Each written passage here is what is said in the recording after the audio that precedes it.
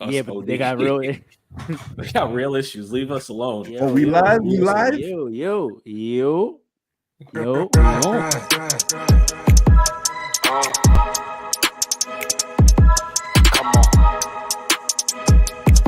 It's fast breaks. Listen.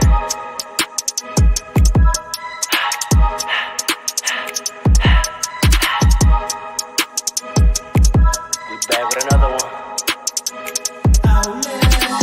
Fast breaks, yeah, we coming with the takes. Never early, never late, but we always push the pace, yeah.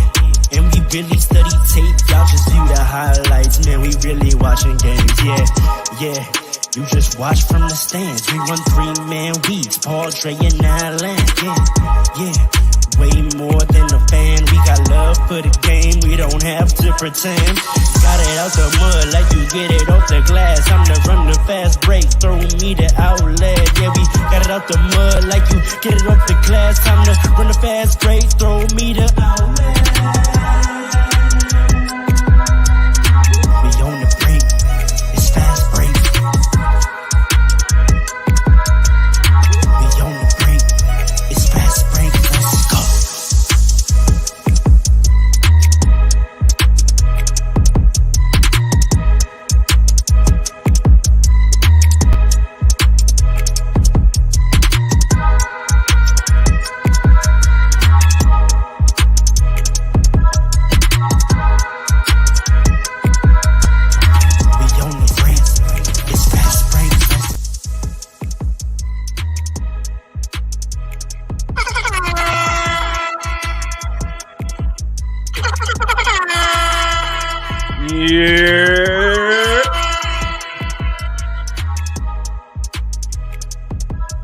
What it do? Yeah.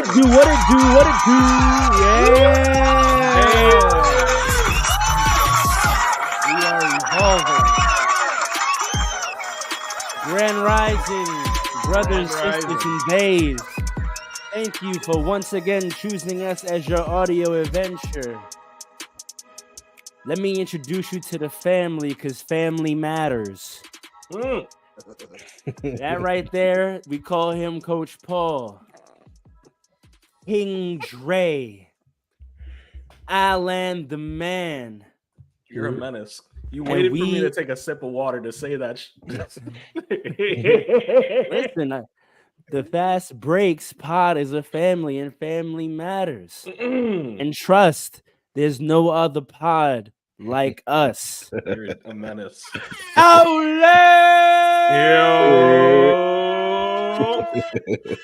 Now say OV ho. Okay, let me stop. Sometimes you gotta pop out and pod with us. You know what I'm saying? You know what I'm saying? Fast Breaks just opened our mouths. Someone will get us a Grammy right now. Hey, Top said it's over. Top said it's over? Top said it's over. I don't believe him.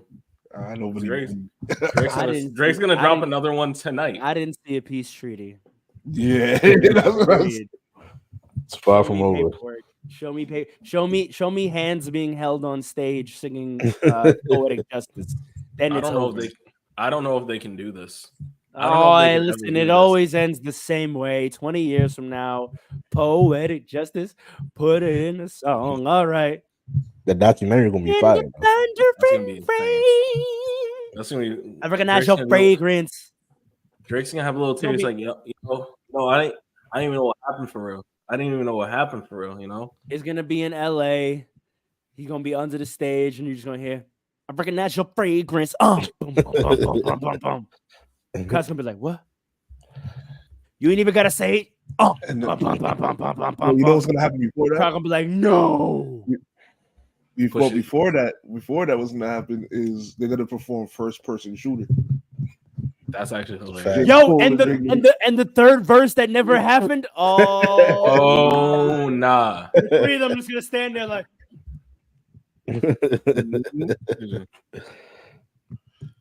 It's a fact. Fellas, how we feeling? How we feeling today? It's been a spicy week, bro. It's been people have been shooting. People have been shooting all day. Like my son Dante DiVincenzo, just shooting. You're not wrong. The fact More that- fire. Draymond Green. Draymond Green, shut your Oh. mouth. We don't need Pod B. You know, Shut your beat. Everything No, I say is not representative. Everything I say is representative of Paul Robinson and not the Fast Break We podcast appreciate it. brand. We appreciate Everything I say is representative of Fast Break. Shut your ass up, Draymond. Ain't nobody want to hear you talking nonsense about what you don't know. Saying we're getting beat by teams that are better than you. Y'all got bounced out, couldn't even really make it into the play-ins like that. Talking nonsense. You hear this passion? Talking nonsense. You hear this passion? Didn't y'all give up Dante DiVincenzo? Are not representative of the entire Fast Breaks platform. Let's take a step Draymond, back, though. Let's take a Draymond, step you back. better get on your hands and knees and thank God every night for Stephen Curry. Just saying, bro. You better thank God for Stephen Curry every day, bro. Anyway, Shaquille O'Neal. All I'm gonna say is all of y'all are gonna be. You were trying to start Pod Beef. All they started it already. They started G-class listen, 14. Listen, everything I say. Class, whatever. Hey, 14 classified. Shaq will diss us now. That's a fact. He is not above you. He is not above it. Shaq, He will what up, baby? Big Jersey. Jersey. Yeah, big What up, hater Shaq? too. Big hater too. What up, Shaq? Yeah, we met hating once. on I don't know if you Knicks remember ever me, since but we met once. Ever since the Nets moved to New York, you've been hating on the Knicks like crazy. You think we don't see what's going on? You don't see what you think we don't see what's going on? Where's the fair analysis on national television, huh? Come on, man. Go ahead. Everything I say is representative of Paul Robinson and not the Fast Breaks brand. And your bandwagoner Andre. That's a fact. Man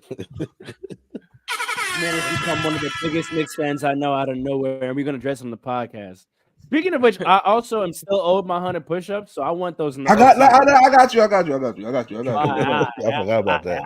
It's crazy. Okay, it is still playoff time. We are still locked in. We are in mode. Fans, family.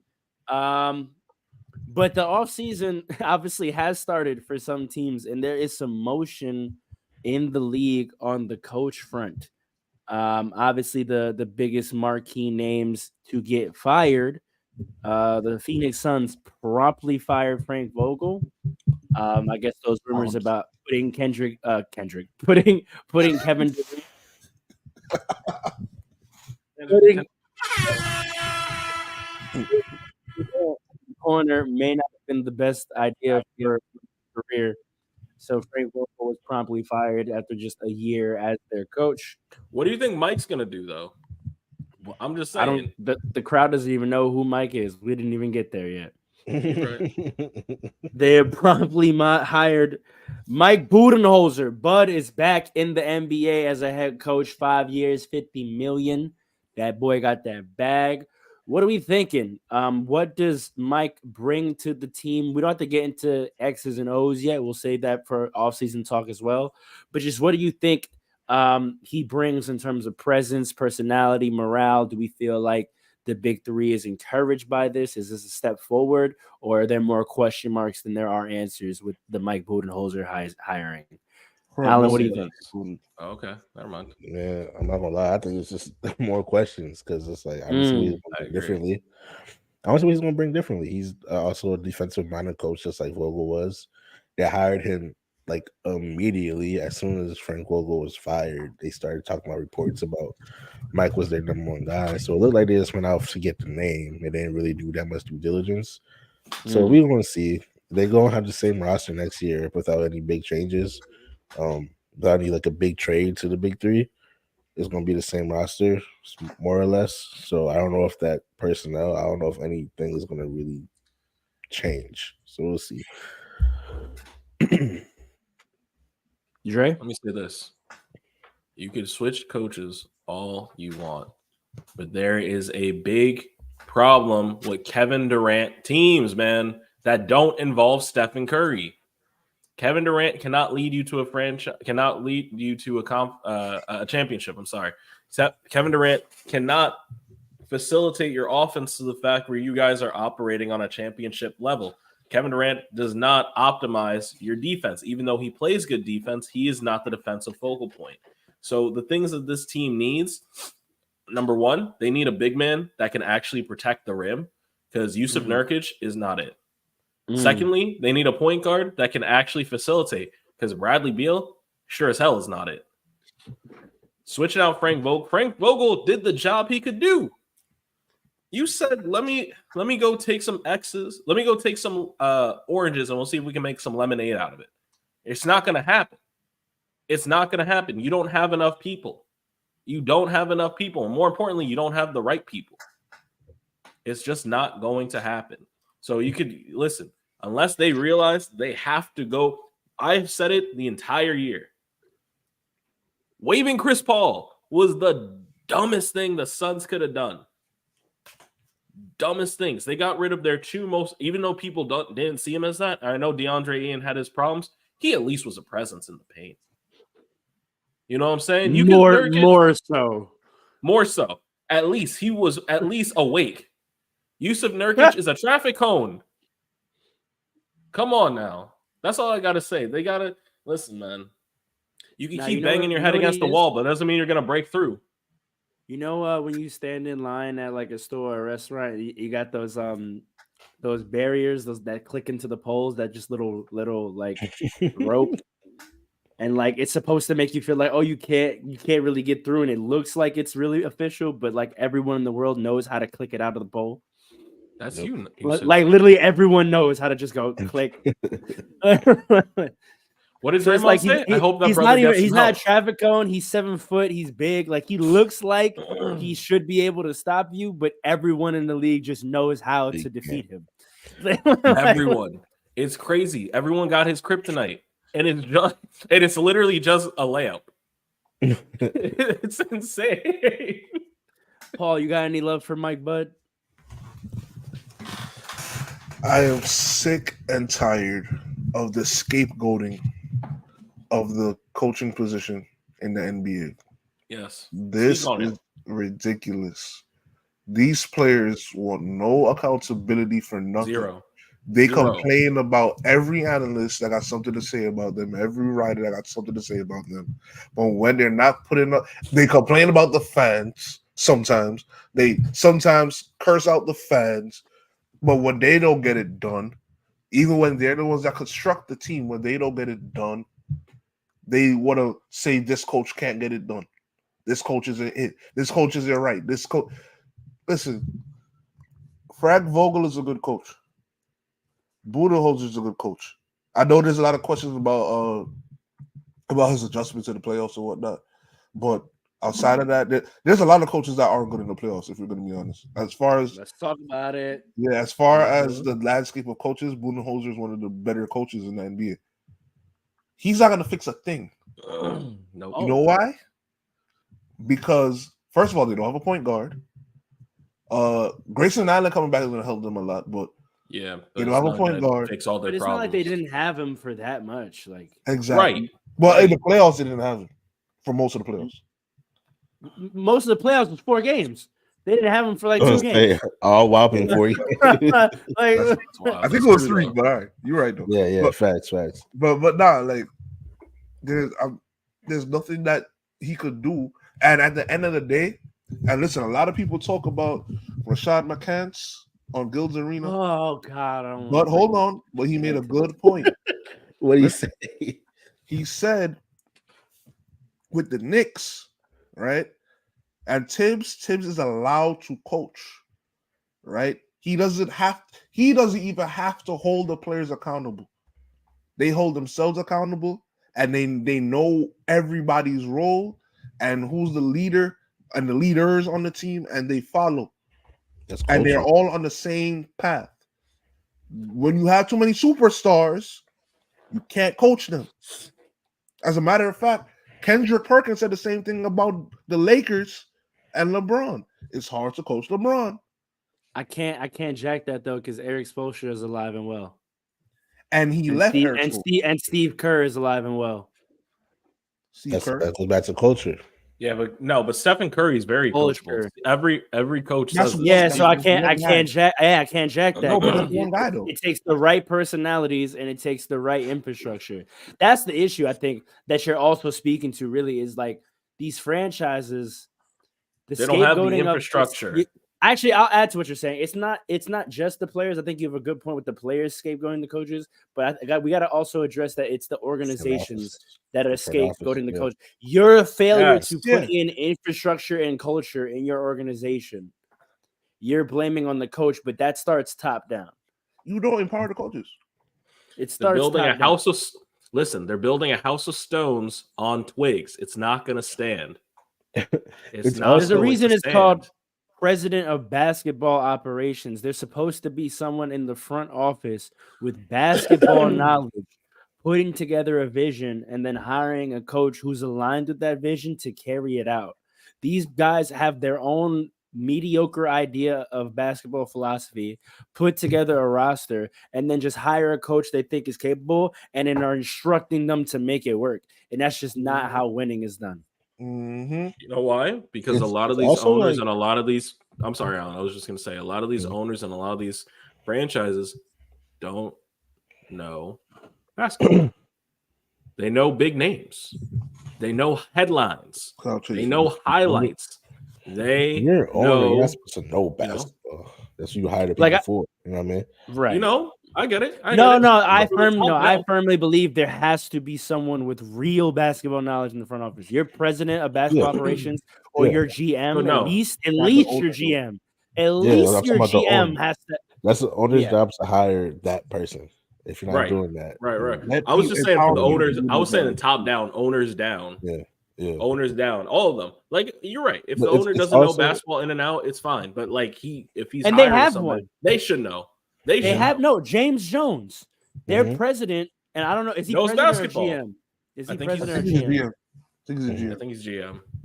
I agree with Paul. I think he's GM. No, he's president of basketball operations. So that's even worse. At the top level, you have a champion and a guy who is well respected in terms of basketball knowledge.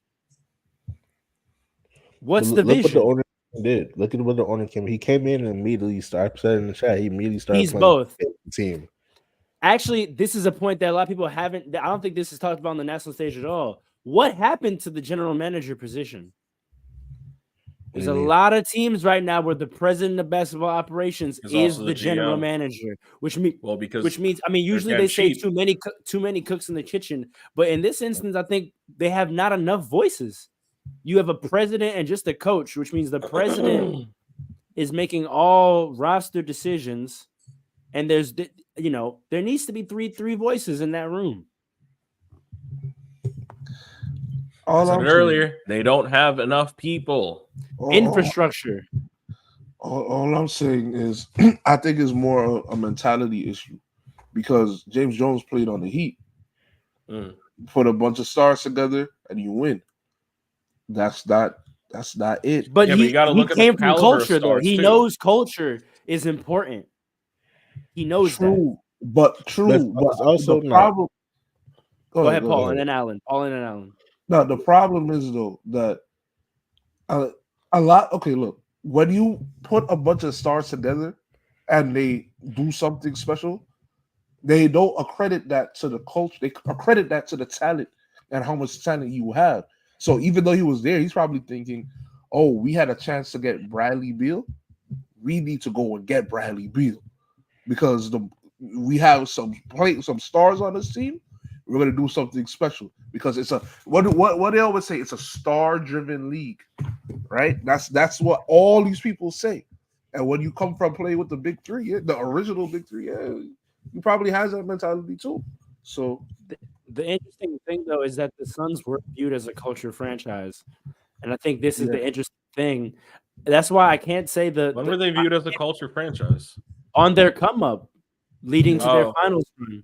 Right, like James Jones got the job few years ago, and then Monty Williams and James Jones had established a very strong culture, starting back with the bubble. Those boys were playing great ball. We talked about this last time.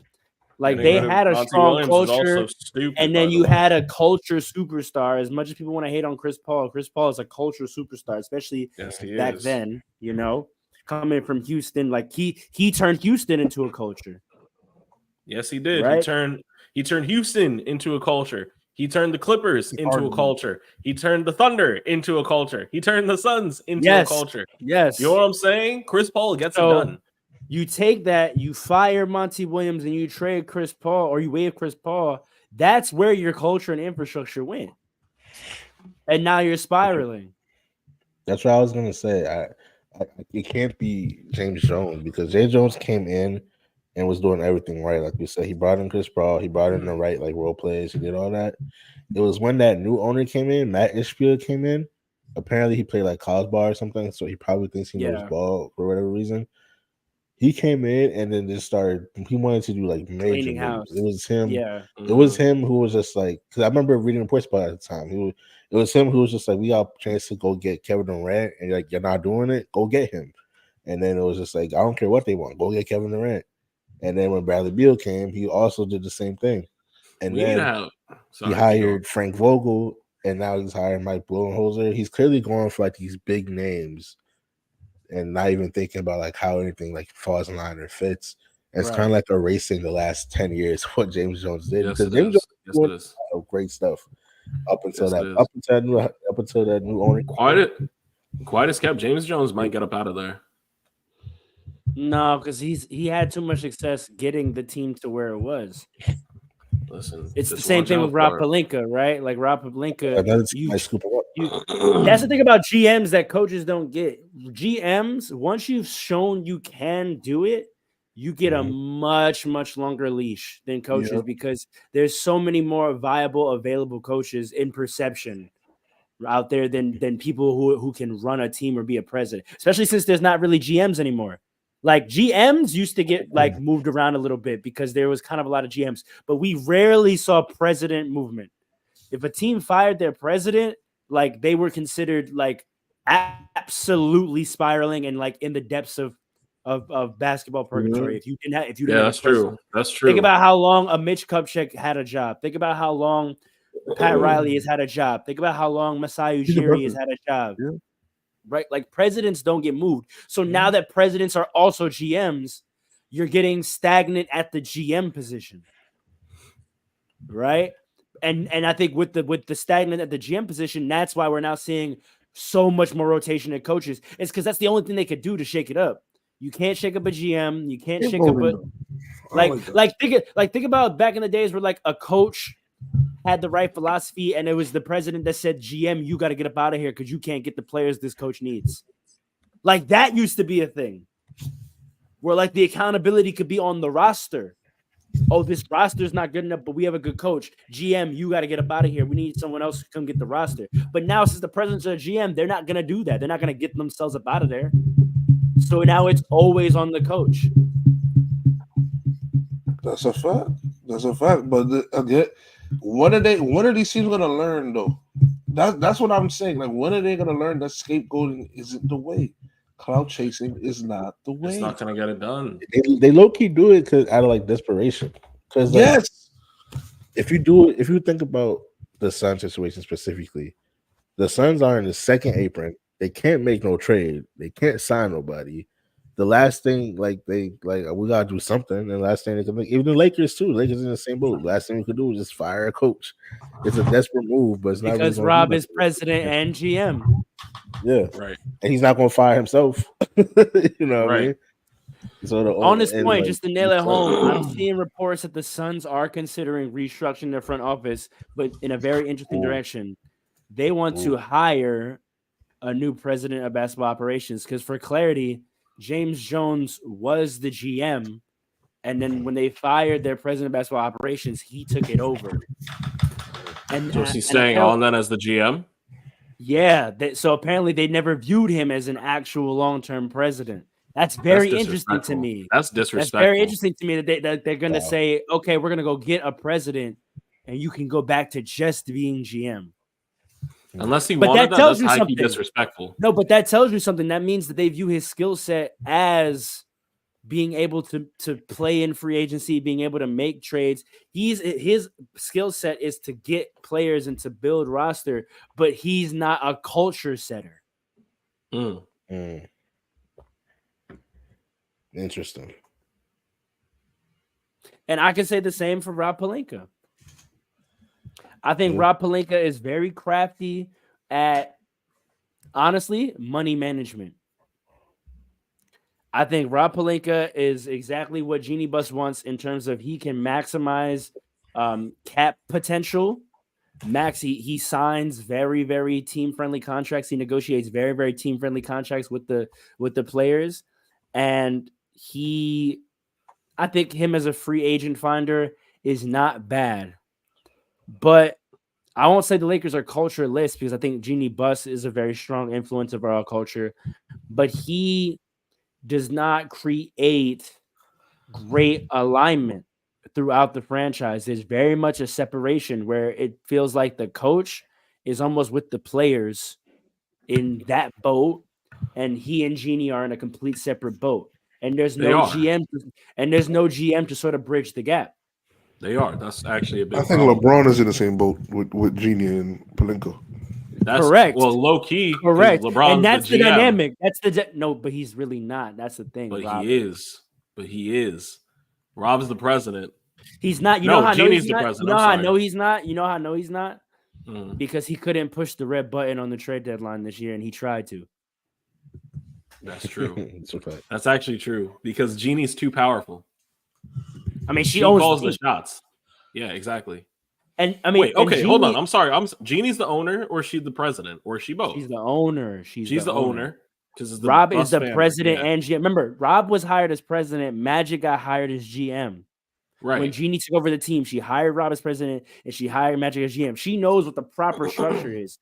When Magic left, they just gave it was almost the opposite of James Jones.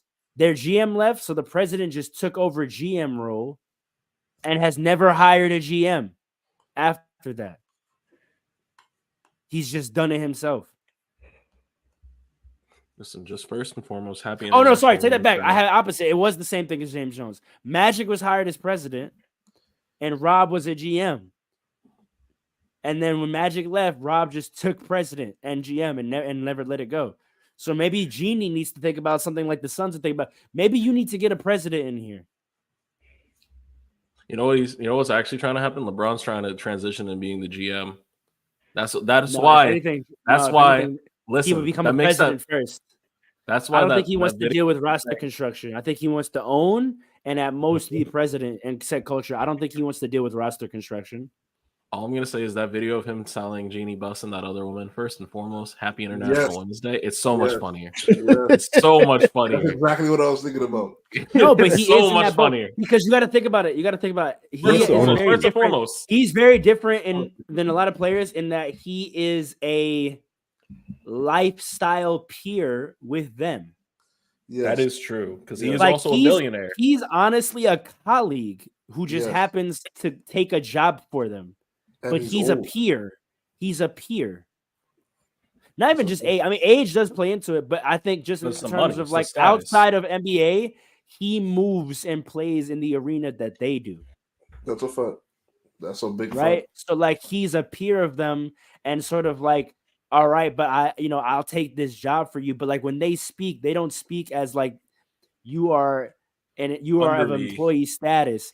In terms of like how you move he's in an life, independent contractor. That's what he is. He's an independent contractor for real. I've been saying this about LeBron for some years now that like LeBron, the way his contracts are structured and how he negotiates, he does not negotiate from a need a job standpoint. He negotiates from a who wants me to provide these services standpoint the most.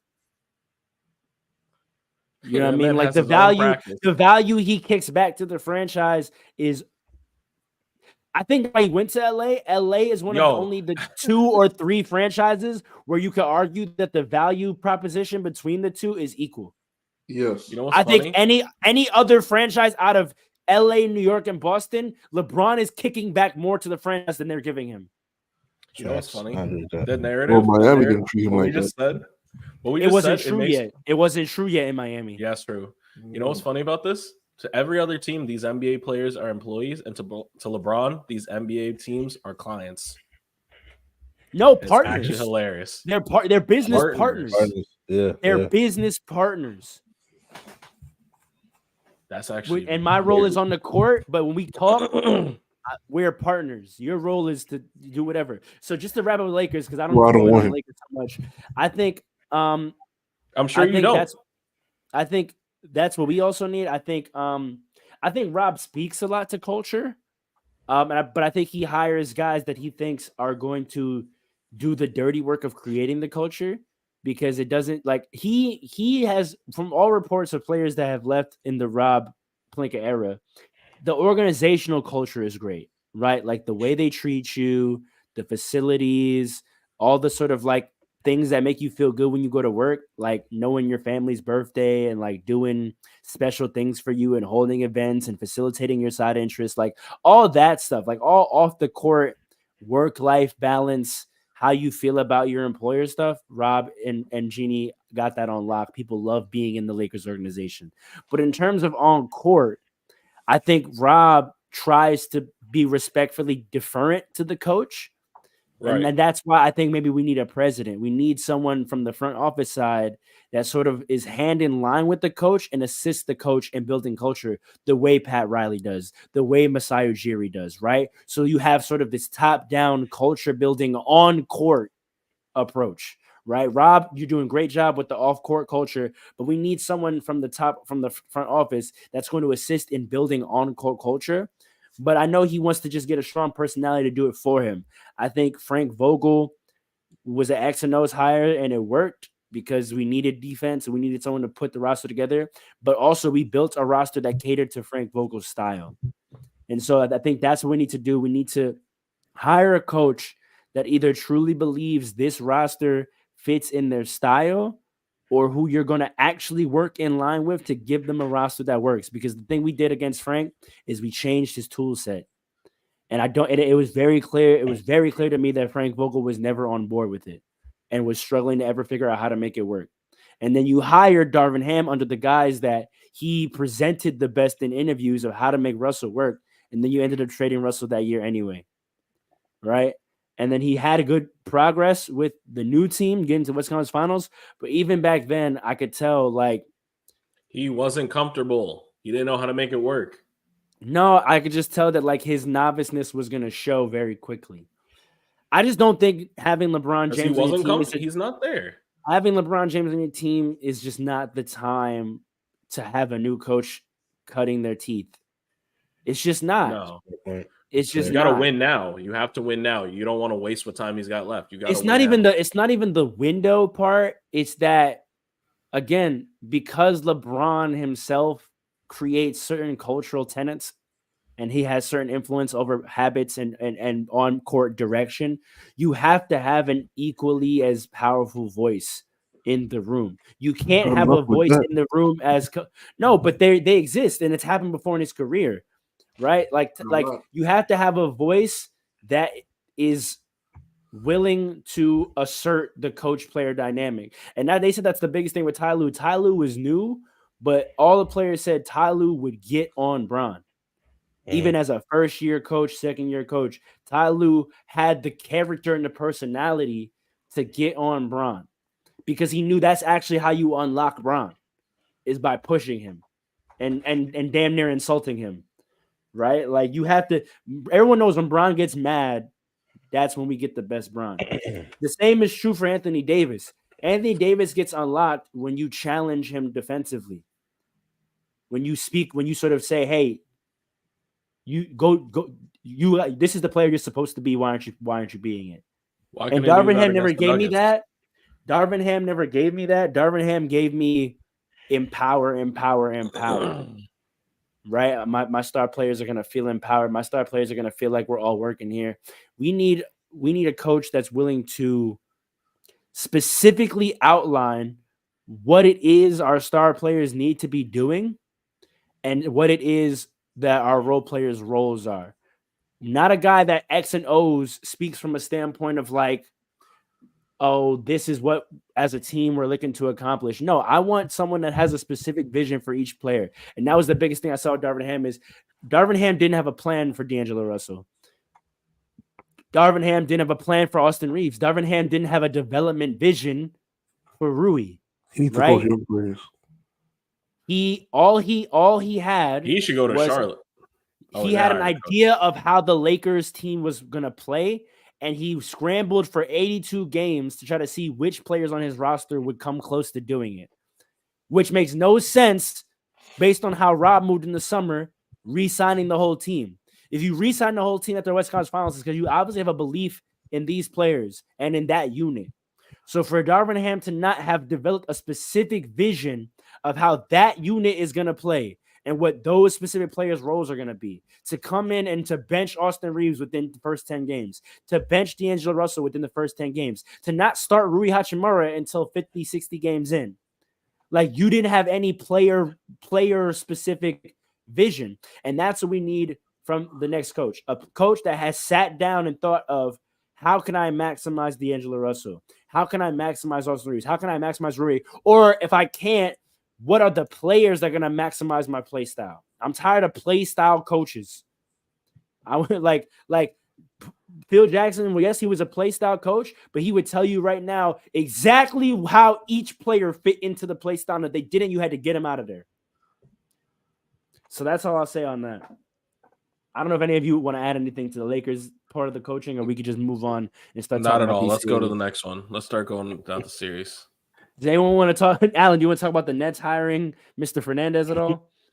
I would say I actually like it. I like it a lot. I would say that when I did some research on him, he is like a coach's coach. He's one of those dudes that came from like coaching from a long time. He's been coaching since he was like 16 years old. And I like that for the Nets because we really need to access on those guys. The biggest thing with Shaq Khan before he got fired is he had no idea what to do on the offensive end. The Nets had mad offensive collapses in the fourth quarter. So many. Mad lead losses, mad just not letting guys cook, especially Cam Thomas. Who is defense? Sorry to cut you off. Who is without a doubt the offensive focal point of that team? There's literally no question about it. Ben Simmons. He shouldn't be, though. He shouldn't be, but he is. I don't think he's going to be the offensive focal point, but I think this guy's going to let him cook when he gets hot. There's going to be plays drawn up for him because, he can score the ball, and you sometimes need a microwave dude, right?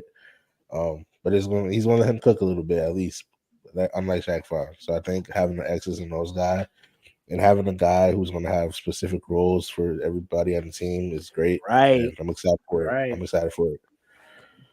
We'll see. All right. Getting into the series. Let's start with the series that are early in the progression because they're coming off series that had not finished the last time we potted. Obviously, the Mavericks packed the Clippers up and got them out of there. As we predicted. And now they're in what seems like it's going to be a dogfight with the number 1 seed Thunder.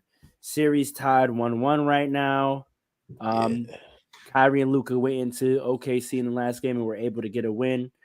Right now in the series, it's high scoring.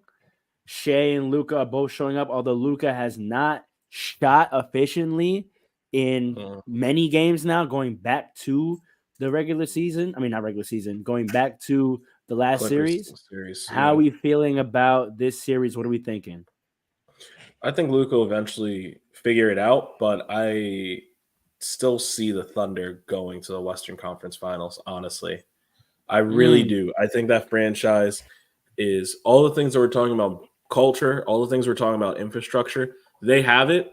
The Mavericks kind of figure it out halfway through the season, which is fine, and they're rolling right now, or they were rolling into the postseason, which is great. But when you come up against a team, that's been cooking the entire season, and they have the flow, and that's how they were able to capture the number 1 seed, and they're playing through their strengths consistently. Obviously they're going to get a couple wins. They took one already. I think the Mavs are going to get at least one more win. But ultimately, I see the Thunder coming out of this alive. I see them going to the Western Conference Finals. And I think there's a very good chance. we're going to see Shea versus Ant. But we'll speak on that. Let me put some more context on y'all. How do y'all feel about in the last game? Something I said, Kyrie didn't have a great game. There was a lot of reports about how he was responding to the heckling that was on court. But PJ Washington steps up with 29 points on 11 to 18 shooting. And guess who they dusted off the bench for 20 minutes and 17 points? Tim Hardaway Jr. Yep. If they can figure out how many points he had? 17. 17. On 6 of 10 shooting in 19 minutes on the court. That's almost 2 a point a minute. That's almost a point a minute. If they figure out how to activate a 8-man roster, right? If they can activate an 8-man roster and Tim Hardaway Jr. can get consistent minutes, then I think this team becomes really dangerous. On the other hand, Chet is looking very much like a young guy. He goes 19 in game 1, but only 11 in game 2, 4 of 12. I don't. Yeah. He's gonna have to find his way to playoff consistency, but that's okay. But Jalen Williams has arrived. Which one, ladies and gentlemen? I won't say arrived, but like he's becoming a real NBA fan known name. He may not be a household name yet, but if you're a real NBA fan, you now know who he is. You know who he is. Productive, two-way player, 20 points in game 2. Shea is doing what he always does. What Shea does. But it wasn't He's being enough Shea in that last game. So what do we real think in MVP behavior? What are we taking in terms of the styles? Obviously, Dallas Mavericks do a lot of pick and roll, a lot of matchup hunting, drive and kick for their shots. The Thunder utilize a little more offense, a little more off-ball screening action, trying to set up guys for cuts and for curls. What are we thinking in terms of a style clash in a series that's 1-1? What are we looking at, Coach Paul? I think this is going to be a long series, man. I think this is going to be a very long 7 games. Yeah, I do. Yeah, I high key see 7, 6 or 7, 6 minimum. Because I think the one thing that's going to hold it back is if the Thunder, because they're still young, you know what I mean? So will they be able to win in Dallas? That's the question. If they could still win in Dallas, it's 7 games. Yeah. Because right now they can't stop Shea, but they can't stop Kyrie, and then Luka is dealing with a nagging injury. That's so they can't stop Kyrie. They can't stop Kyrie. Kyrie will stop 9 Kyrie. Points. He had 9 points last game. Yeah, Kyrie is stopping Kyrie. It's not the same. Exactly. Yeah. Fair like enough. when you look at the games, like Kyrie, the shots he wants, he gets every time. Yeah. You know what I'm saying? So either he's making them or he's missing them. So it's not like they. I mean, he's not even shooting 41 minutes and he only takes 8 field goal attempts. Yeah, that's not crazy. That's kind of crazy. That's a matchup thing to me. That tells me he's identified that he's not the mismatch in this series, and that makes sense because you got Lou Dort trying to give Luka hell, and then you got Jalen Williams a lot of length. So, well, I say this: the last game, Luka went off, right, and then but before that he wasn't going off. Mm-hmm. Yeah. So that's why Kyrie took a step down. Like Kyrie, he takes his time and just kind of goes through the motions in the first half. He had 11 assists. He had 11 assists. Kyrie. Right. Kind of shows you. It looks like he's reading the situation. Do you think that matchup stays the same way? Do you think that they continue to try to make the other guys beat them? See, I think the thing is that both teams are not able to stop each other. They're not. So the thing with Kyrie is, and there's like a stat that says like in third quarters, he goes off a lot of the time in the third quarter. Right, but in the first half, he's kind of going through the motions. But because Luka had a breakout game last game, I think he pulled back on that third quarter explosion and decided, you know what, let me continue setting my players up. And listen, look, it's going to be a long series. I don't know who's going to win. Alan? Let me go to you. Whose production do you think is more sustainable? Do you think the PJ Washingtons and Tim Hardaway's of the world will be able to do what they did 3 more times? Or do you think eventually Kyrie will have to have a big game to get this series win? And on the other hand, do you think that the Mavericks will be able to contain Chet more times than not? Or will he likely be consistent in the playoffs? Whose production is more sustainable and whose lack of production do you predict is going to remain that way or is likely going to change? It's a good question. I think honestly, the Mavericks production is more sustainable, right? I feel like because Kyrie and Luka both command so much gravity, I think it's a perfect situation for guys like PJ and now Tim Hardaway Jr. to wake up and make those open threes now. I think that's going to be the more sustainable one because Chet seems like some love to Daniel Gafford as well. And Daniel he Gafford. deserves all the love. He has been a spark plug for them since he showed up. He was nice on the Wizards too. Sorry to cut you off, Alan. Keep going. You're good. You're good. I'm not sure. It looks like the Mavs are like okay with Chet, with like Chet overall. I feel like they're going to try to make him like the offensive dude, and Jalen Williams has arose to be like the second best player on the team. I don't know what Chet's like stats last game were, but it didn't seem like he had much of an offensive impact. If you could, he had 11 points. Game one. Yeah, 11 points. Yeah, I didn't remember what his stats were, but he did not seem to have like that big of an impact. So I think the Mavericks situation is more sustainable because those guys are just playing off of Kyrie and Luka. If Kyrie had 11 assists, that means that's doing exactly what you said, Fro. Who was just reading situations and getting the guys in their spots and getting and those guys just making open shots, which is what you need in the playoffs. So to me, I think the Mavericks situation is way more sustainable. And they're giving kind of Chet hell. I think they're being a little bit physical with Chet, and he's having a little hard time with that. He's kind of weak, man. I'm telling you. They're kind of relegating him to shooting threes. He took 6 threes out of his 12 shots last game. Exactly. How many rebounds did he have? How many rebounds did he have? 6 rebounds. I was just about to go there. 6 rebounds. That's not going to be enough. That's not enough. You're the center. There's a lot of size he's got to contend with down there. PJ and Gafford and Derek Jones is athleticism. Another center and Lively. And here's Lively. Here's the thing, and this is what you love about Shea. Going back, Shea had 12 boards.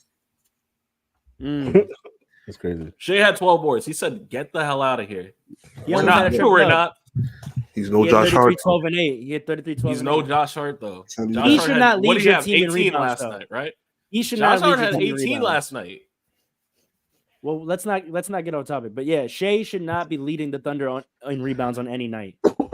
Exactly. No, he should not. I think that speaks to your point, Alan. I think it's kind of like AD, where like these guys are 7 foot, but they are really 4s. And like they shine when there's a big that can do a little bit more of the dirty work.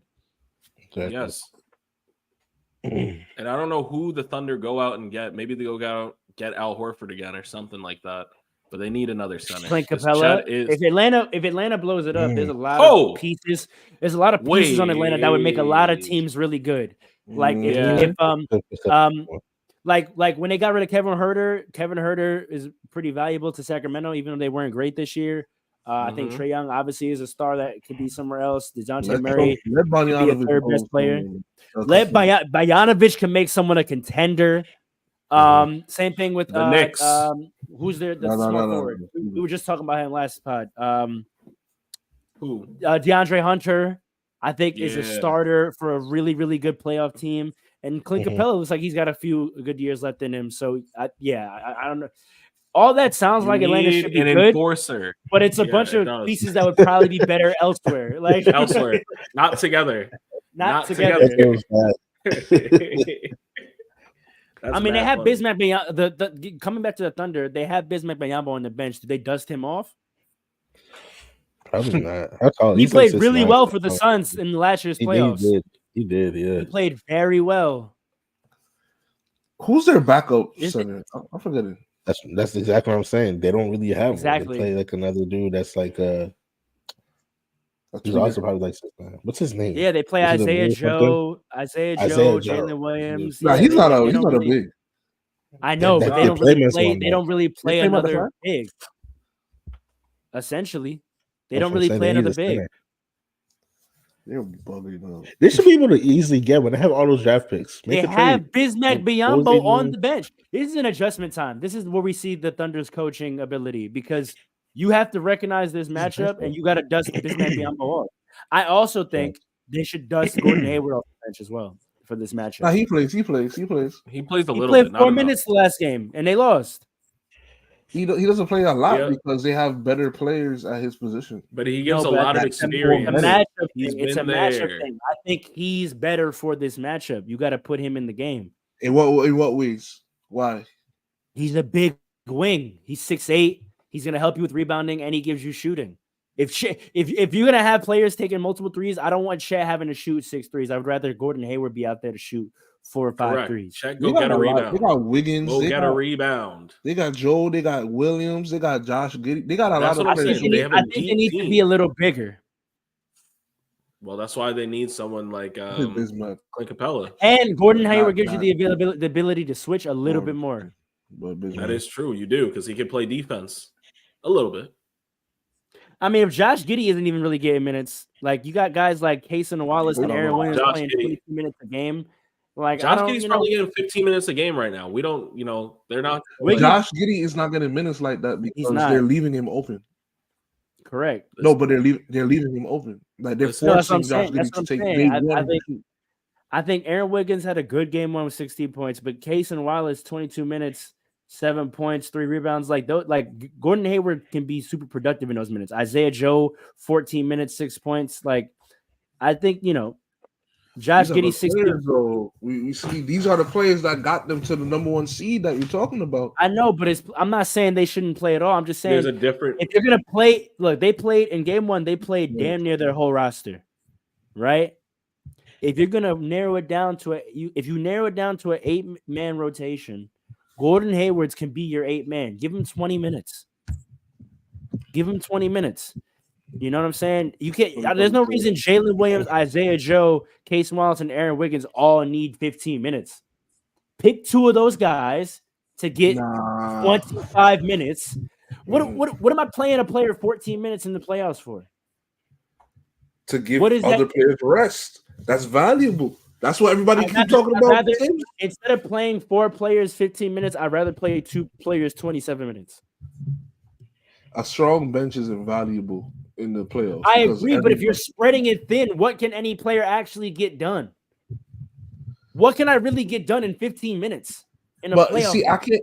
It's about, but with role players, it's not about minutes and touches. Like it's about when you get the ball, what do? You know what I mean? Like if they're playing 15 minutes, who are they playing it with? That's but think about it this way. Think about it this way. It's something that you always say, right? What in terms of getting the defense to react? What threat is a player posing on the court in 15 minutes? That means you never have a consistent, like the defense never really has to make an adjustment because you're gonna whatever threat any player poses, it's not gonna be there in 5 minutes. All them dudes are 3-point threats though. Like literally everybody on their bench is a 3-point threat. So that's why I said, who are they playing with? Right? Like if maybe they need to play Shea a little more or play him more with the bench, and then we'll see those guys. He goes 36 minutes in game in 1, and he goes 41 minutes in game 2. The playoffs go 43. I don't know, like they're bench guys, but they're not like 6. Yeah, Lou Dort only 25 minutes. Like play that man 32 minutes. Like you know why they're not playing him more than that. I mean, I guess. Shooting ability, like he can knock it down. He would 2 of 5 in game 1, 2 of 5 in game 2. Like he can shoot. I get it. These young guys are young, athletic, scrappy, and that works in some matchups. But I don't think it's gonna work in this matchup, and that's just me. I think they need to delve into the fact that they have a little bit of veteran depth, tighten that rotation up, and play your guys. I think they're in a good spot. I think Dallas has to do the opposite. Dallas has to spread it out more. Dallas has to get Tim Hardaway on the court more. They need him on the court. He's proven on the court. It's an interesting matchup of styles, and I think they learned that in game 2. And let's see. That's why I think game 3 is really, really interesting. Let's see who learned. We're gonna find out today at 3:30. Yeah, let's see who learned from game 2. Moving on, just so we can keep going. The other series that ended after last pod, obviously the Celtics got the Heat up out of here. I mean, and the Cavs got the Magic up out of here. Yeah, but that Cavs Magic last game was actually really good. Yes, it was. And now we have a tied 1-1 series over there as well. We got the Celtics taking game 1 in dominating fashion, which again had everyone think, oh, it's over. Super team going to clean through. But no, that man, Donovan Mitchell, is a playoff performer, contrary to a lot of people's representations. I don't see why. All right, let's get into it because let's address. I'll tell you exactly why. The Cavs have a good roster with playoff experience and a superstar. Why is them losing a game to the Cavs mean the Celtics are sus? That's a good team over there. The Celtics have don't too rate the much Cavs. talent. People don't I'm rate not the looking Cavs. at no, man. It's the they got Chris. First of all, okay, I'll say this, right? That's a good team over there. Jarrett, yeah, but that's supposed to be an all-time great team in the Celtics. Who Jarrett said Allen. that? Jarrett That's Allen. what I want to know. Please, man. We know they're supposed to be all-time great. Jarrett Because they Allen. won 60 games. Was it the Cavaliers in 08-09 an all-time great team? Jason Tatum's supposed to be one of the greatest players of this generation. Jaylen Brown is supposed to be almost as nice as him. Drew Holiday is supposed to be the greatest perimeter defender and 3-and-D guy, the greatest 3-and-D guy in the last 10, 15 years. Kristaps Porzingis is one of the tallest players in the NBA.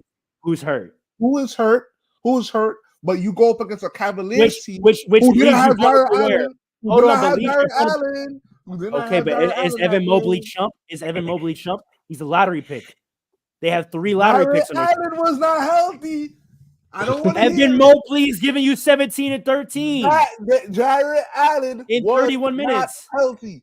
So Kristaps not being healthy, you should still win. And who's guarding Evan Mobley? They have 2. That's the thing I'm saying. They have 2 of those guys. So you needed Kristaps to be able to deal with both of them. You talking about the Cavs like they're on the same level as the Celtics. The Cavs had somebody hurt. They're The not Celtics chumps. had somebody hurt. Win. So let's talk about. But you're talking about in a vacuum like matchup. We just did a very nuanced, thorough analysis of the matchup issues between the Thunder and the Mavericks. Right? Nope. Let's stay on that wave. No. Because Because let's stay on that's that. not relevant. Because let's the stay on that. Celtics I'm are not gonna yell back and supposed forth. to be. They're supposed to be elite and sweep the Cavs, especially when they're that's the reason that they have the players they have. Derek White looking like a star, right? He was healthy. Jason Tatum's still there. Jaylen Brown's still there, right? Okay. They got Evan Mobley. They got Darius Garland and Donovan Mitchell, who seem not to be able to go off at the same time. If you want to talk about X's and O's, right? Mm-hmm. They are not. They are an inferior team to the Celtics, and they got one, right? This goes to my point about the Celtics. They don't have that dog in them. They play with their food. And that's why when the Knicks beat the Pacers in 5, we are going to completely bully the Celtics and beat them next round and get to the finals. Let's go, Knicks. Come on. Good? Say what you got to say now. Go All ahead. right, yeah. Dre, let's do some real matchup analysis of this series, please. I've learned I'm just gonna let him get that off when he wants to go there. And there you go. I have to wait for that. So for the record, I fully agree with him. Right? I fully agree. Okay, Allen. Yeah. Come on, yeah. I fully. Hold on. Let me say this. Let me speak. All right. I'm not saying I fully agree with Paul. He's making some points, but I'll say this: the Celtics have the reason to go back to your initial point is I want to make sure that we're staying on topic. The Celtics do have a lot of talent, and I'm going to be honest. Going into this series, I know they have a good team. I didn't see anyone fully being able to stop Jason Tatum. I want to see him he needs to be averaging over 30 right now, and he's averaging 22. And yes, I get it. You're on a good team. I know. But matchup for matchup, he should be killing his matchup. Derek White is taking 12 to 14 shots a game. How is Jason? Which is a problem. He's scoring. He's scoring. He's scoring. It's not a problem because Brown is taking 17 to 20 shots a game. Where is Jason Tatum getting shots to score 30 a game? He's the best player on the team. He needs to come. He needs to from the top down. He needs to set him. They're playing him to pass. They're playing him to pass. What's his name? Jason Tatum. Jason Tatum is not playing that bad. He's not playing bad at all. He's playing 22 and 10 rebounds. I think he has 6 assists. Making shots. Yes, he's just not making his shots. He's playing great. I want to say great because he's not making his shots. Yeah, not great. 10 rebounds. He's playing good. He's doing all the other stuff that a winning player does when a shot's not falling. I like it. But I think the Celtics' main problem is what we talked about on this podcast weeks ago. Kristaps Porzingis? No, we talked about weeks ago. They only have one action at a time. Who said? I think Farrell said it, actually. They do. It's Nothing the most frustrating thing to watch. Nothing at all. You take away the one thing they have, and they become completely inept. And it is the most frustrating. And it might be a little bit what you said, Paul. It might be a little bit of that, but I'm not going to blame it the whole thing on that. Like a little bit, like they ain't got the dog in them, because when you take away that one thing that they got, which is the threes, which is what the Cavs did. The Celtics weren't just simply missing shots. The Cavaliers just took away like their threes. Like they weren't taking some shots that they usually take. And even then, even when the Cavaliers are playing good defense, Drew Holiday will just sit there and chuck the three up out of nowhere. And it's just not even a good shot. That's their offense. Let me say this quick, though. No. Let me and Alan go through his tactical analysis before you come back and do that again. They gotta figure out how to. My bad, Farrell, but they just gotta figure out how to get the other actions. You have a playbook. I know you got a playbook. Too late for all of that. Too late for all of that. We ain't made. What have y'all been doing this whole time? I think this matchup is going to force it to happen, because if you look at this again, this is another series where the matchup highlights the flaw in each of the teams, right? Especially with the timing of Kristaps' injury. If there was ever a time you needed to be able to play Kristaps and Al Horford at the same time, right? It would be against the Cavs team. Now you lucked out that Allen is out, but then that meant you needed Porzingis. You needed Porzingis to deal with Evan Mobley, and Evan Mobley is eating right now. And honestly, if the Cavs lean more into funneling offense to Evan Mobley, they're going to be very productive in this series. He's getting you a double-double in the high teens each game. Donovan Mitchell is doing what he does incredibly efficiently. And they have shooters that can get hot, right? Karis LeVert can knock down some threes. Max Struss can have a game like he did in game 2. Isaac Okoro is averaging multiple threes, right? Darius Garland, while not doing crazy scoring, he's giving you solid production, and he's shooting at a decent percentage.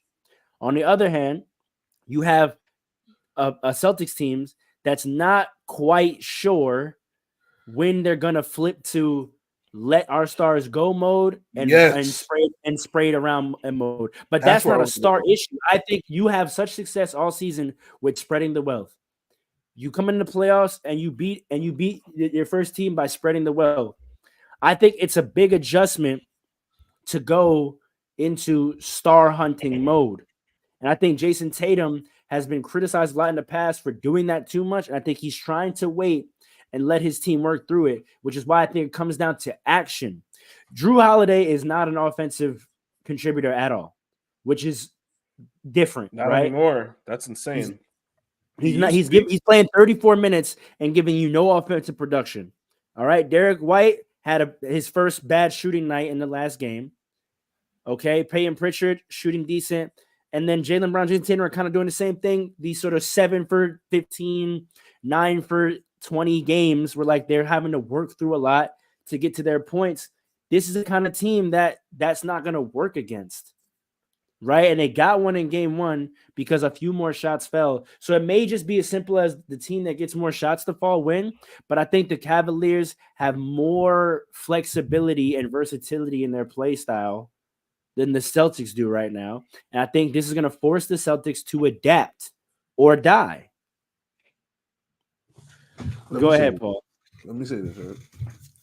What you said is what I was going to say, right? There is a beauty in what the Knicks are doing.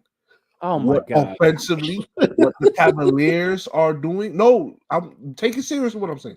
What the Knicks are doing, what the Cavaliers are doing.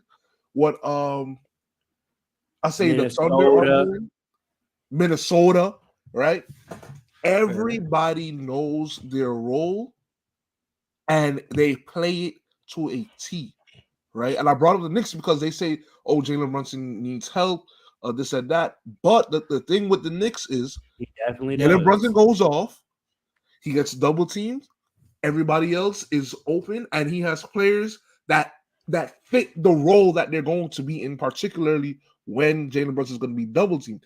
The Celtics, right? Drew Holiday, he's at times been like a go-to player in the books. He's been carrying the offense on. So this is new territory for him, right? Yeah. Jaylen Brown, we've seen him. Y'all joke, but he saved Jason Tatum sometimes too, right? Jason I knew Tatum, you were gonna say that. yeah, that's a fact. Jason Tatum is Jason Tatum. We know how nice he is, right? And now you add in Derek White going off like this, off the dribble, and then Kristaps, right? We know he has a post game, and you discuss whether he wants to really be in the post or not. But he's not even he's a guy playing. that can get his own basket, and he's not playing. And he's not playing, right? There is a lot of confusion when it comes to roles on that team, and I saw it coming throughout the season. That's the biggest reason, in my opinion. I know y'all think they should incorporate more offenses and things like that. That could be true, right? I'm not disagreeing with that. Is it confusion or is it stagnant? I think it's confusion. And I'll tell you what, I think they're too locked into these stagnant perceptions of their roles. I think everyone actually is I think this is a very mature team, right? I think everyone is very mentally locked in on actually playing within their role. But I think they only view one version of themselves and one style of what their role is. I'll use your Knicks, for example. DiVincenzo, there's two different DiVincenzos, and it depends on what the game asks for. And he knows that, and the team adjusts on that. If Brunson is getting pressured high, you need point guard DiVincenzo. If they're letting Brunson penetrate and attack off the dribble, then you need shooting guard DiVincenzo. And they know that. The Knicks know how to react based on what's happening. Same thing with the Timberwolves, right? They know when it's a game where Mike Conley is going to need to be shooting. They know when it's a game where Cat needs to be posting up versus a game where Cat needs to be popping and Mike Conley needs to be facilitating, right? They have flexibility in their roles based on what's happening on the court or what the matchup is. The Celtics don't have that. But see, the Celtics thing is, play one way all the time, and either shots go in or they don't. They don't. Right. Yep. But the thing is, though, is because of the defined roles that they have. I'm not just talking about who they are on the team. I'm talking about who they are as players and who they've been as players in the league, right? These guys on the Celtics, with the exception of Derek White, who might be getting into that kind of role now as well, that kind of mindset. Those guys on the Celtics, I think they're playing uncomfortable basketball because of the fact that they have had that more diverse, more complete roles on other teams, right? On the Timberwolves, this man Anthony Edwards is going to try to go off, right? If he's going off, it's his game. If he's not going off, then he's gonna move the ball and do something else, and everybody else is gonna. And they're used to that, right? Yeah. If he's double teamed, that's clear. Pass to the open man. Everybody else make your plays, adjust to what the defense is doing, move the ball, all of that, right?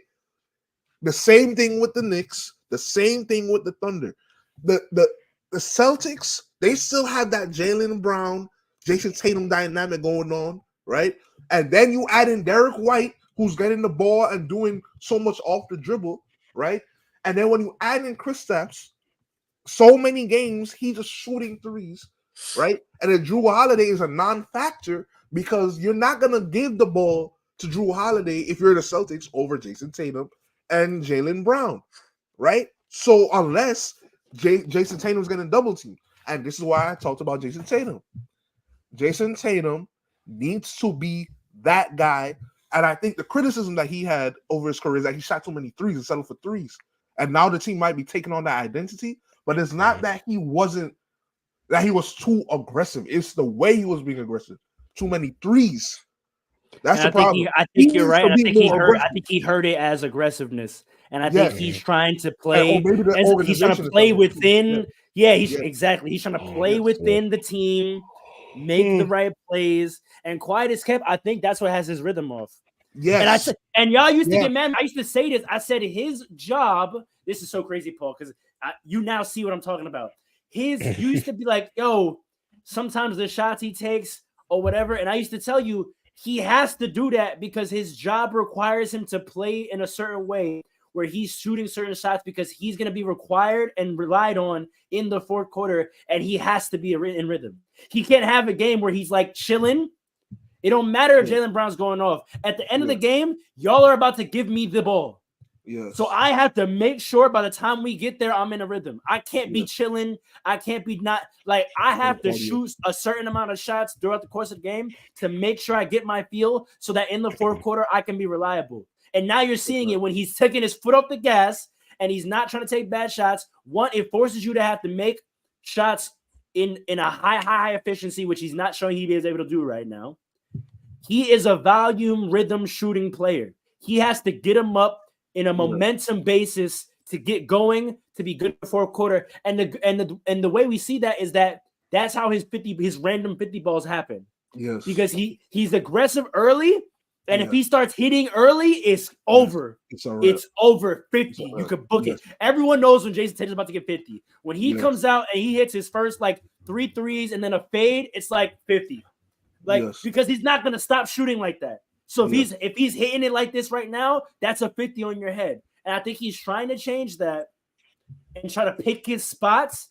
And I don't think he's a pick his spots player. Now, maybe you could argue he should be, and this is the growing pains of it. He's learning how to be a pick your spots player. But I think this is not the year to do that. Listen, not at all. Not at all. If the Nuggets don't get past the Timberwolves, he needs to win the chip. Yes. Let me ask you, y'all don't think he has the window?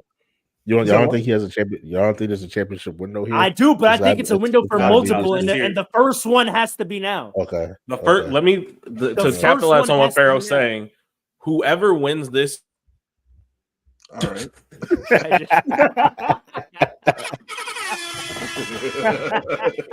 This guy is on a cliffhanger. That was crazy. Talking about some End of Sopranos, right?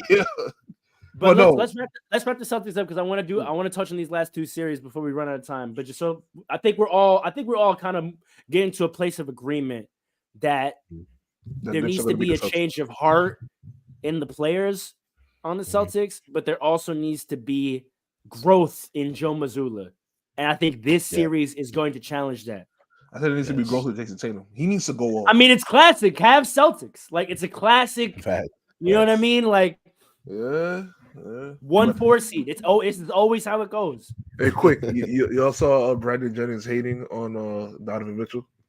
Of course. Brandon Jennings? What did he say? He does not like him. He said he's not a superstar. That's ridiculous. He said that's ridiculous. He said Brandon Jennings said this. He said they try to crown him the next Dwayne Wade, and I don't like that. I don't like how he plays the game. Like, he is the next Dwayne Wade. I don't like what are we talking about here? Gilbert Arenas asked him, all right, so what happened? He said, word, nah, because you know what that was. You know what that was. But Brandon Jennings said, nah, doesn't happen. Like, they might have shared something. Facts. You know what I'm saying? How it goes. We'll leave it at that. We'll leave it at that. But that's usually where that beef. That's usually where beef comes from. Best work. Yeah. They talk about on that show. Oh man. All right. So I think we're pretty much set on how we feel about this. I'm telling you now, I'm going to be locked into that series. It's a classic Celtics Cavs series. I think that might be the best series at this current stage of the playoffs to watch. Although Thunder Mavericks also I think is going to go 7. Let me say this quick. Go ahead. I hope Evan Mobley's production keeps up when Allen comes back. Yes. There you go. I think they need to lean more into it. Honestly, I think they've identified a mismatch, and I think if they're smart, I forget who's the Cavs coach these days. JB Bickerstaff. Yeah, JB Bickerstaff. Who is a playoff veteran coming from those great Memphis teams, actually. Yeah. If you remember. Yeah. I think if they lean into that mismatch, the Celtics are going to have a very tough time. A very, very tough time because Donovan's getting whatever he wants. You can say what you want about him and Garland not being able to go off. Garland looks much better this series than he did in the Orlando series. That's a fact. He looks a lot more comfortable. And I think Evan Mobley, we forget Evan Mobley's lottery pick. This might be an Evan Mobley coming out series. You never know. Let's see. This might be an Evan Mobley coming out series where they realize, we have a real big 3. Like this is a serious issue to deal with over here. He was supposed to be a last These year. are high teen double doubles. Yeah. Facts, Alan. We don't just be seeing high team doubles in the playoffs. This is real production right here. Yeah, it's good. Let's see. Dre, do you want to get your last point off before we move on? No. All I gotta say is I don't have to add anything that has been said. I want to see how the rest of the series goes. But what I was gonna say, I don't know if y'all heard me before, but whoever wins this series, whoever wins the chip this season of these young players is the face of the league. Especially if the Nuggets get up out of here. Only if it's Tatum or Ant. I don't. If Jokic wins another one, Shea. No. First of all, I don't. I don't see the Thunder Brunson. winning the championship. I don't see the Thunder. Brunson. I'm about to say. I don't think Brunson either. Brunson might be because the Knicks are so polarizing and there's a lot of hate. No. If the Knicks, if in some reality the Knicks win a championship, the Knicks become the face of the league, not Brunson. Yeah, exactly. Like the Knicks brand. Yeah, no, that's for real. Yeah. The Knicks brand and the Knicks fans become the face of the league, but not New Brunson. York stand up. I become the face of the. Come on. You tell him, Paul. I become the face of the league. Let's go. Let's keep it moving. My career in real life is crazy. 2 other series, 2-1. Interesting games being won to get back in the series. Both were very feisty by a team that's down 2-1. The Timberwolves jump out to a 2-0 league, and it looked like, oh man, the Timberwolves might be packing up the whole league. Right? Jamal Murray was under duress. And what did I say the Lakers needed? It's what the Timberwolves have. All the long athletic wings. They just have a bunch of long athletic wings to throw in there, disrupt things. Michael Porter Jr. struggling. Aaron Gordon kind of neutralized. Jokic having to deal with multiple bodies, right? And then you got a young superstar over there who's ready to go eat and who is a mismatch problem for everyone. But Jaden McDaniels looking great. Nas Reed. Shout out to him. Shout out to Nas Reed, real too. Player. Monte Morris. That's your man. That's your man. My boy. And also, Cat, remember what I said about meniscus injuries? Cat is only getting healthier. Yes, as these playoffs go. I don't like that this man refuses to rebound the basketball. But yeah, no, that's not problem. He doesn't want to be a big. He doesn't want to be a big. Let's call it what it is. He doesn't want to be listen, I get it. Rudy Gobert is going and getting a lot of them, but 4 rebounds? You're 7 foot. He doesn't. I need at least 6, bro. I need at least 6. But yeah, his production is only getting better. They're looking like a fearsome 2, and then the Nas Reed, Nickeil Alexander, Jaden Williams core off the bench is looking crazy. Meanwhile, where are you getting production? Now, I got to give Aaron Gordon credit. In game 2, he did take over, but Michael Porter Jr. has disappeared. Jamal Murray, 3 of 18. They relied on Justin Holiday getting 13 points, but what worked for them in game 3? How did they come back? Jamal Murray came back strong. They finally found a way to free up Jamal Murray. Yeah. And that's what it's going to be. This is going to come down to, can Jamal Murray find a way to be consistently productive against this length and size? Also, for the record, Michael Porter Jr., every time he scores at least 20 points, they likely win. There's a high likelihood. This is what I was saying. But you know what? KCP getting 12, I think, opened it up for them. It does open up. Listen, the more that they open up the offense, and this is what Michael Porter Jr. does, and that's part of the reason. That's part of the reason Jamal Murray is able to open up more. They have a lot more to worry about. They shrink the offense. It's clipped. Jamal Murray has nowhere to go. He can get doubled. Nobody's hitting their shots. Team's over. And this is the biggest problem. I think Gilbert Arenas was saying it. Down the stretch, the Nuggets need Jamal Murray to go off. He's the catalyst at the end of the stretch. Yep. And if they're not doing it, if they're not opening up, this is the real reason why Michael Porter and Aaron Gordon and KCP and all these other guys are so damn important. You need to open it up so that they're worrying about everybody else by the time the fourth quarter comes so Jamal Murray can go kill. It just has to happen. Is it just a matter of making shots, though? And I'll toss this to Allen. Like, Michael Porter just made 4 or 5 threes last game. Is it just a matter of, like, the Nugget? Are they in a, like, we make or miss situation with their current roster against this team? And it's just they're either going to – like, there's not much of an adjustment they can make. They play 7 guys. We know the team. We know how they play. It's through Nikola and through Jamal with pick and roll. Is it just a matter of they're going to have to find a way to put the ball in the basket against this team or going home? Yes. Yeah, I think it's a lot about that, and it's also just a lot about like not playing to Minnesota's pace. So I think Minnesota like set them Yes. up a little bit, and which caused them Yes. to like kind of be frantic and not be able to set their offense and kind of had them scrambling for shots. Which is And also last what the game- Lakers were doing. We were playing fast. It's, yeah, yeah. I feel like Chris not Dunn. What's his name? Chris the coach Chris of Dunn the is funny.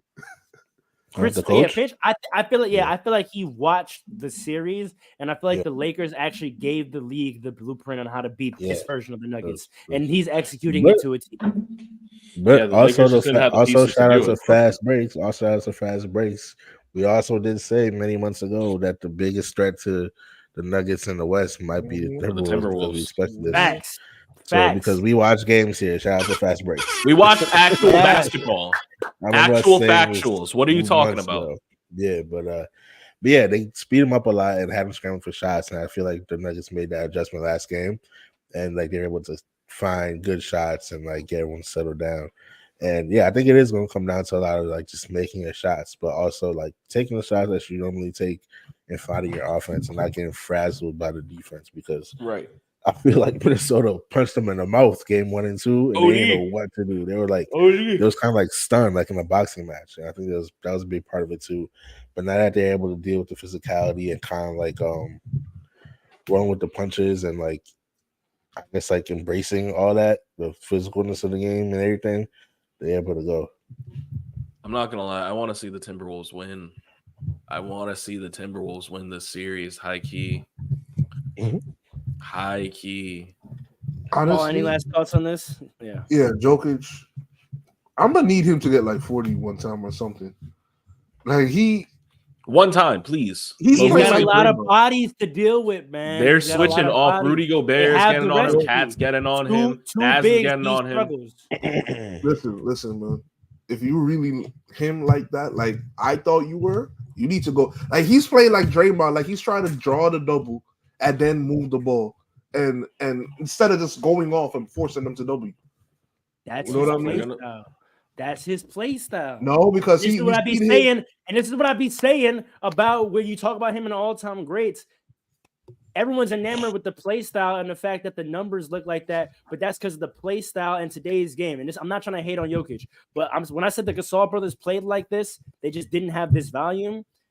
He's playing like we've seen European big men play before. But when it comes down to when you need to do what you're talking about and being an all-time great and just going and getting a bucket sometimes, She didn't do it. all right, but let's see it. Let's really see it. We gotta see it now. Like everything everybody talking about opening up the game for Morey and all, Jokic gotta be him and show the world like I'm him in order to win this. Like what he's doing. He did last game, no? You don't think he did that last game, game 3? He had 24. He needs to, Everyone else stepped up. Michael Porter hit 4 or 5 threes.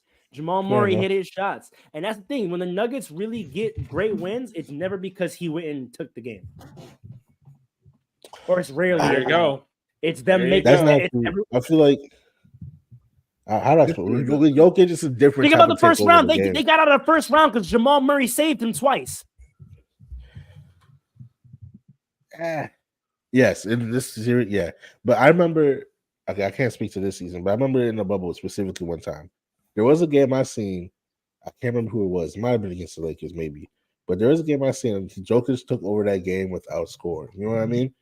Like it was very different from anything I've ever seen before. He was setting up guys in perfect spots. So he literally took over the game like a point guard. And it was like, I feel like that's his style. I don't think he has to take over the game with just scoring. You know what I mean? If he doesn't draw, I think with this roster he does. It's going to be a problem because on this team, if he doesn't, you are relying on a much fewer number of players to always hit shot. Last year, they had about 6 guys that you needed maybe 3 of them to get high or 2 of them to get high, but you had a slate of 6 or 7 guys that might be in that zone on a given night. To this roster, it's 2. If Jamal Murray and Michael Porter Jr. are not hitting, the Nuggets are cooked. Yes. The Nuggets are absolutely cooked. Crazy for saying this in the beginning of the year, but it's facts. I give you your credit for what your Michael Porter Jr. take was because you did. He showed something. He showed something that first round that I had not seen out of him. Maybe he's maturing but it also showed me how reliant they are on him because we almost packed them up out of here if it was not for him. Yes, he's a role player. He's a great role player. He's really not. He's almost. He's on the cusp. He's on the cusp of being in the big three. Legitimately their third option. He's legitimately their third, and offensively, he's their second option. Yes, he is. Who's the third option? Aaron Gordon. MPJ. No, bro. Michael Porter Jr. I think it's the other way around, Paul. That's what I see. Michael Porter Jr. is getting Aaron Gordon is a role player, bro. He's a role player. No, he's not, yo. Because he take one dribble to the pull up, he's not a role player now. No, but you're understanding. Why? Wait, why does? Hold on. I have a question. Klay Thompson was a catch and shoot player, and was he not the second option on the team? They were, you know what I'm saying? Running plays for him.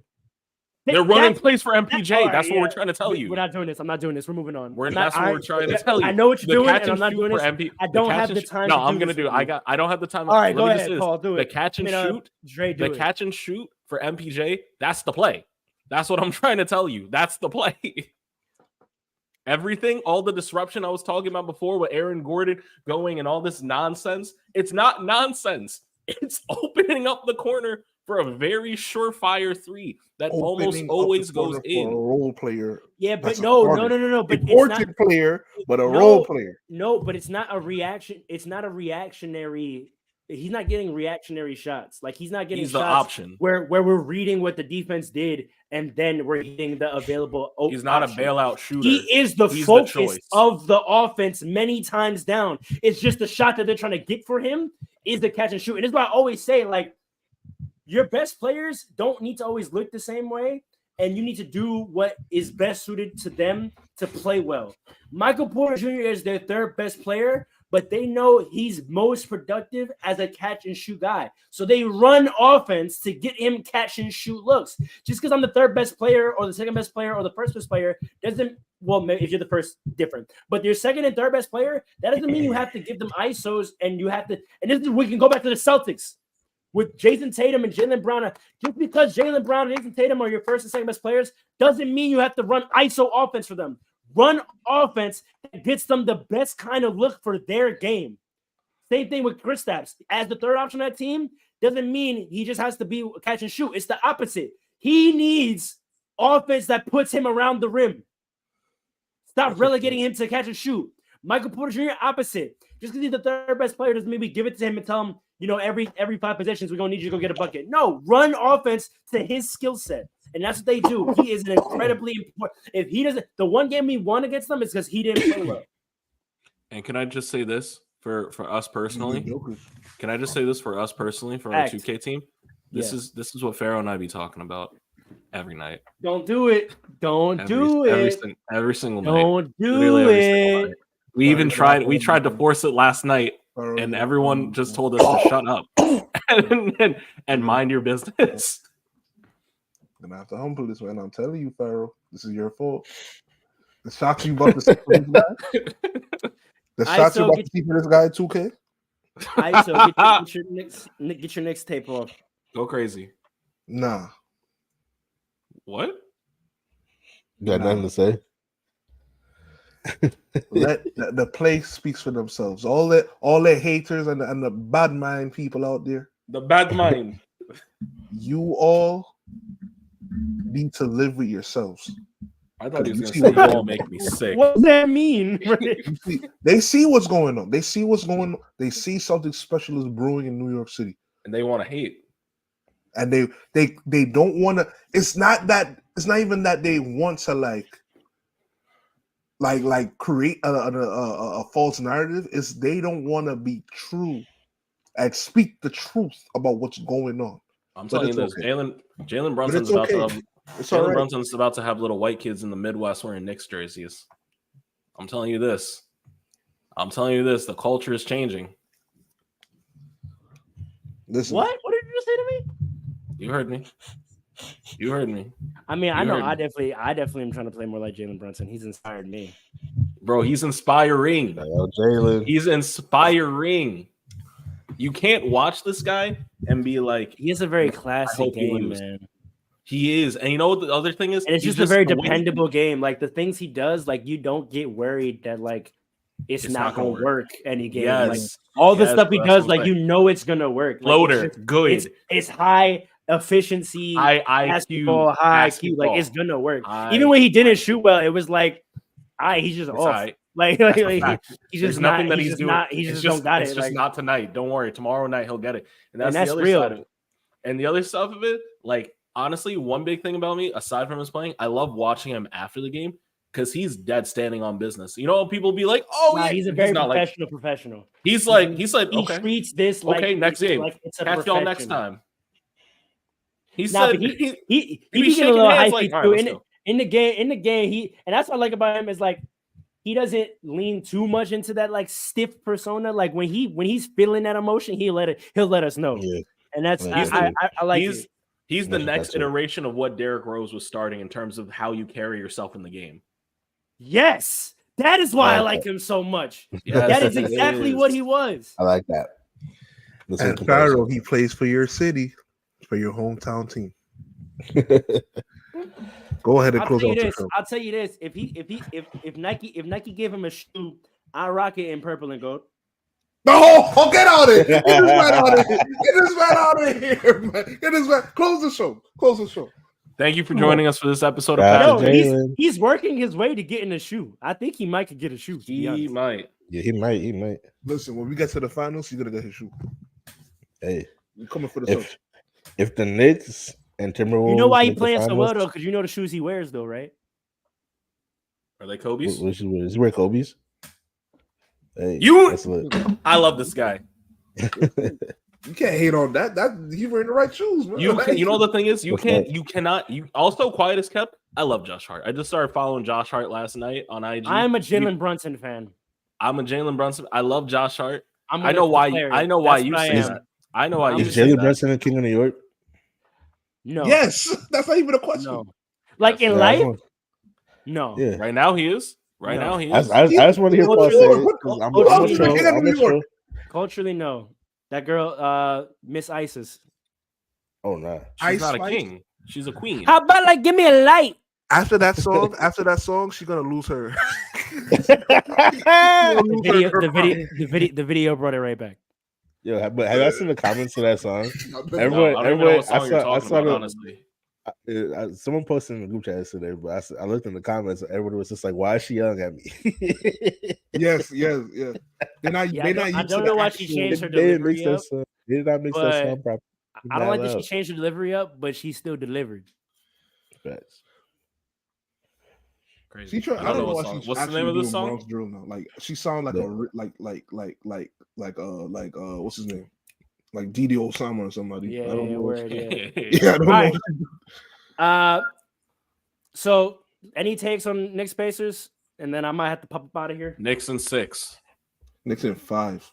We should have won last game. Good job. The refs went crazy. The refs Good went job. crazy. Good job, Rick Carlisle, because you accomplished your goal. I'm like, I can't be I mad. told you that was gonna happen. I literally said whenever a Yeah, coach that's does funny. that, it is literally just strategic for the next game. Yeah, Phil This Jackson game- used to do it all the time. Yeah, but Jackson all did the it. time. accomplish your goal. Coach just did his job. You If can't be mad. we Steve Kerr's done it. I've seen Pop do it. I see Eric Spoelstra do it. Like, and one thing about the Knicks, we listen to our coach. Jalen Brunson is a leader on the court as well, an extension of him. They're not going to turn the ball over like that. He's going to make his free throws more. that's happened a couple games this year in the playoffs, though. You've had a few weird turnover games. But the No, next but those game, can we the talk next about the game refs after, last night? The The refs last night were insane. I expected it. Insane. I wasn't even mad. When I was watching the game, I wasn't even mad. Insane. I was like, you know what? Yeah, I expect this. Go ahead. They had to And, give one to it Indiana. wasn't a must win. It It wasn't. wasn't. It was not. But So if they did win, Pacers would be out up here in 4. Oh yeah. Straight up. Oh, yeah. Straight Yo, up. but let's talk from a pace standpoint. Letting the Pacers get one and extend it, the pace that they play, and with Mhm. your bodies dropping like flies. Mhm. Yeah, that's a And big problem. can you make it out of this series? And then if you do, what condition are you in when you make it out for a conference finals? They got it. Paul's right. They got to win it in 5. They got to win it in 5. They need rest. If this goes to 7, y'all are cooked. Even if you I don't win, know. even Alec if you Burks is win, doing well. Alec even Burks if is you doing win, you're cooked. If this goes to 7, Alec Burks, Deuce, and Jericho Sims are allowing us to go 8 deep now instead of 6 or 7. So finally, Tibbs. Yeah. And I don't. Jalen Brunson didn't. And OG's coming back too. By the way, OG's coming too. When OG comes back, I Josh hope. Hart, I hate to say this, but it's only a matter of time. Something is going to break on Josh Hart. No. Something is going to break. Is something break on Jimmy Butler? Oh, okay. He's the second coming of Jimmy Butler. He's the second coming of Jimmy Butler. Whoa. Yes. The power of friend. These niggas are winning it. Sorry to say that on the pod, but they're winning it by the power of friendship. The power of friendship. Saying the second coming of Jimmy Butler is a very strong statement, sir. 18. He had 10 and 18 last night. He's just doing it on effort. He reminds me of Jimmy Butler 1.0, but the jump to Jimmy Butler 2.0 was a very big jump. Not 2.0, not 2.0. Second coming. Second coming. There's a big difference between 2.0 and second coming. Word. All right, that's all we think about the series. Let's go. We beat the Celtics. I'm so excited. No concerns about Jalen's ankle. Very. You think OG's very done? Concerned. I don't think OG's. I think OG's coming back. Actually, I think OG's coming back for sure. OG needs to come back for the Celtics. He needs to at least by the last game. He comes back by game 5, then we good. Mitchell. Because the thing is, they don't have a lot of length. Mitchell's out. Unfortunately, Mitchell cooked. Joel Embiid is a dirty player. Joel Embiid is a dirty player. He didn't have to hurt him like that. Mitchell Robinson. That's crazy. Let me say this too. Knicks fans appreciate Mitchell Robinson. Yes. He only helps us. He doesn't hurt us because he plays any role that Tibbs wants him to, whether he's a starter playing 48 minutes or coming off the bench playing 20. So he doesn't hurt us. Listen, man, the Pacers got nothing for us. Tyrese Halliburton is showing his youth. People forget he's still mad young. He's only in his third year? Second or third year? Second or third year. Yeah, so he's like 22. Yeah, he's showing his youth.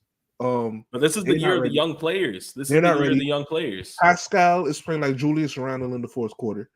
That's crazy. That's actually crazy. That's crazy. Y'all see what he's doing? He's missing free throws and all that. He's choking up.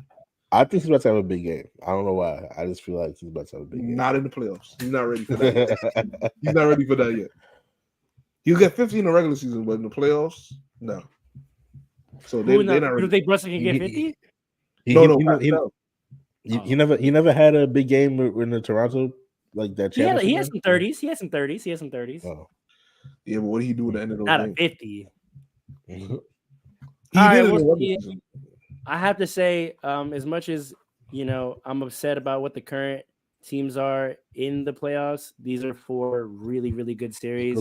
I do think these are probably the 8 best teams in the league. 100%. And they deserve to be here. Even it's crazy that we're without all the marquee stars. Well, not all of them, but some of them, like a good amount of the marquee stars are no longer in the playoffs, but the best teams are still all in the playoffs. We got to talk about how Adam Silver is feeling about this next episode. Yeah. Oh, we have a lot to talk about what the front office and the league has been doing. Just know I have some thoughts about these awards. I want to see how first and second team and third team come out, because I've always maintained those are the real awards. Facts. But now my faith is wavering in those as well. I'm getting nervous. I'll say this. I'm Jokic shouldn't be the nervous. MVP. Jokic shouldn't be the MVP. And you know who knows that more than anyone? Jokic. Wait, you think so too, Andre? Hell yeah.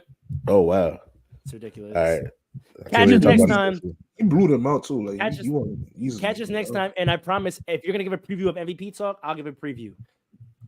This will definitely next week be a Rudy Gobert hate podcast. That's big. Catch us next week's It's Fast Breaks. Yes, You dig? Love Let y'all. it be known. Fast breaks. Let it be known. Paul Robinson. He said himself, the king of New York is from Jersey. Oh, right.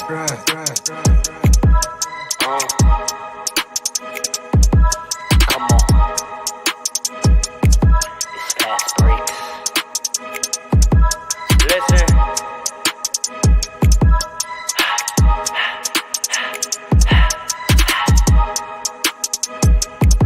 We back with another one. Fast breaks, yeah, we coming with the takes. Never early, never late, but we always push the pace, yeah. And we really study tape, y'all just view the highlights. Man, we really watching games, yeah. You just watch from the stands. We run 3-man weeks, Paul, Dre, and Allen, yeah. Way more than a fan. We got love for the game, we don't have to pretend. Got it out the mud like you get it off the glass. I'm the run the fast break, throw me the outlet. Yeah, we got it out the mud like you get it off the glass. Time to run the fast break, throw me the outlet.